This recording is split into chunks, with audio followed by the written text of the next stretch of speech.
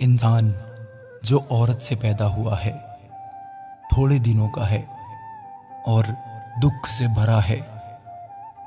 وہ پھول کی طرح نکلتا اور کاٹ ڈالا جاتا ہے، وہ سایہ کی طرح اڑ جاتا ہے اور ٹھہرتا نہیں۔ سو کیا تو ایسے پر اپنی آنکھیں کھولتا ہے اور مجھے اپنے ساتھ عدالت میں گھسیٹتا ہے؟ ناپاک چیز میں سے پاک چیز کون نکال سکتا ہے؟ کوئی نہیں۔ اس کے دن تو ٹھہرے ہوئے ہیں اور اس کے مہینوں کی تعداد تیرے پاس ہے، اور تو نے اس کی حدوں کو مقرر کر دیا ہے جنہیں وہ پار نہیں کر سکتا۔ سو اس کی طرف سے نظر ہٹا لے تاکہ وہ آرام کرے جب تک وہ مزدور کی طرح اپنا دن پورا نہ کر لے، کیونکہ درخت کی تو امید رہتی ہے کہ اگر وہ کاٹا جائے تو پھر پھوٹ نکلے گا، اور اس کی نرم نرم ڈالیاں موقوف نہ ہوں گی۔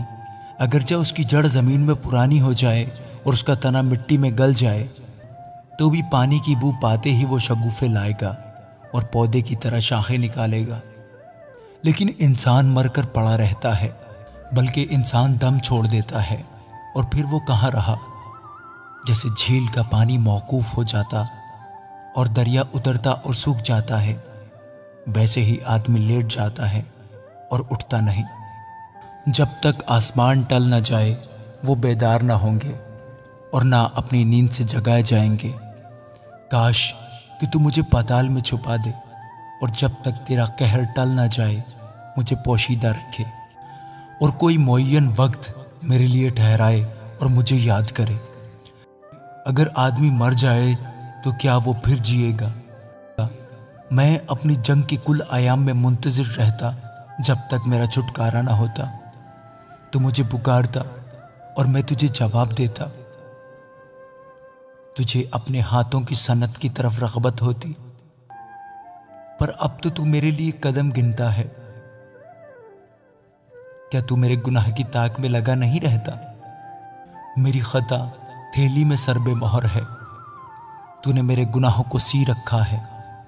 یقیناً پہاڑ گرتے گرتے معدوم ہو جاتا ہے اور چٹان اپنی جگہ سے ہٹا دی جاتی ہے۔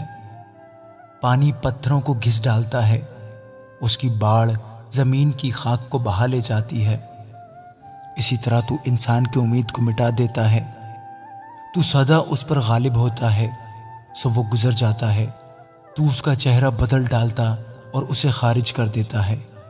اس کے بیٹوں کی عزت ہوتی ہے پر اسے خبر نہیں، وہ ذلیل ہوتے ہیں پر وہ ان کا حال نہیں جانتا، بلکہ اس کا گوشت جو اس کے اوپر ہے دکھی رہتا اور اس کی جان اس کے اندر ہی اندر غم کھاتی رہتی ہے۔